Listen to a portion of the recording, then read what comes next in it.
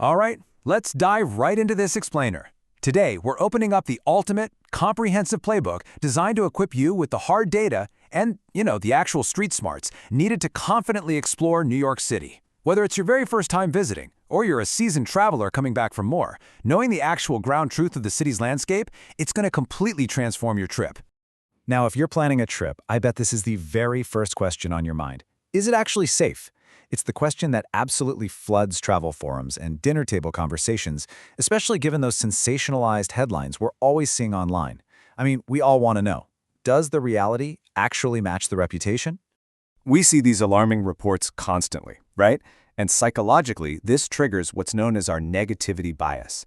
Our brains just latch on to that one terrifying subway video played on a 24-hour loop. But the ground truth, the reality experienced by the city's 8.5 million residents who ride the transit system and walk the streets every single day without a hitch, well, that tells a completely different story. So here's our agenda for today. We'll cover reality versus internet rumors, mastering the subway, surviving the streets, dodging the scams, and finally, handling the unexpected. Let's kick things off with Section 1, Reality versus Internet Rumors. Look at this single number, 0. There were literally 0 shootings on Memorial Day Sunday back in 2025. That was a historic first for the NYPD, and it completely shatters the media's violent narrative. In fact, statistically speaking, New York's murder rate is now lower than the national average, and major crimes have seen this massive, sustained, long-term decline. To put it simply, relative to its sheer size, it remains one of the safest major metropolises in the entire country.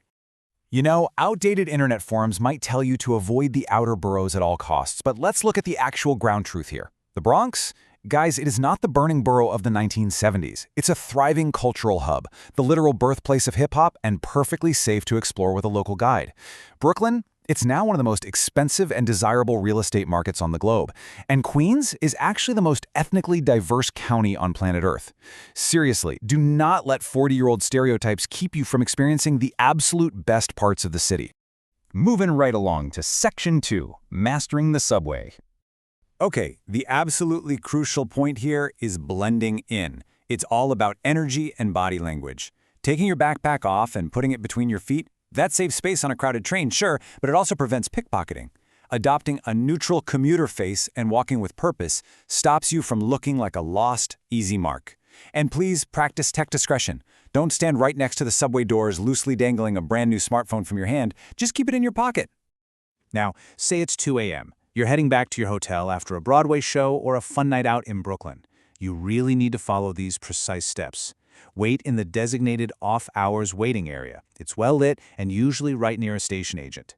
When the train arrives, board the middle car, where the conductor rides, or the very first car. And here is the golden rule of New York. Never ever enter a completely empty train car. If a car is empty while all the others are packed, it's empty for a reason, and usually a very unpleasant one, whether that's a broken AC in the dead of summer or an erratic passenger. Trust the local instinct here and just skip. All right, let's head above ground for Section 3, Surviving the Streets. You might actually find this surprising, but the data shows nearly 70% of serious pedestrian injuries happen right at the intersection. Get this, nearly 30% of pedestrians who were seriously injured were crossing with the signal. They literally had the right of way.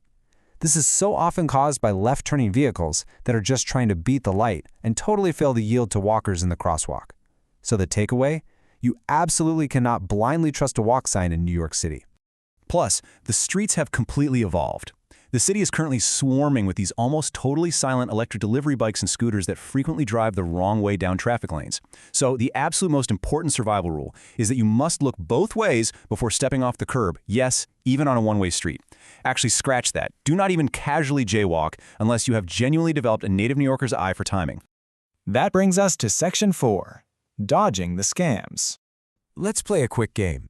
If a super friendly stranger in Times Square tries to hand you a mixtape CD or tries to force a beaded bracelet onto your wrist and swears it's a free gift, is it actually free?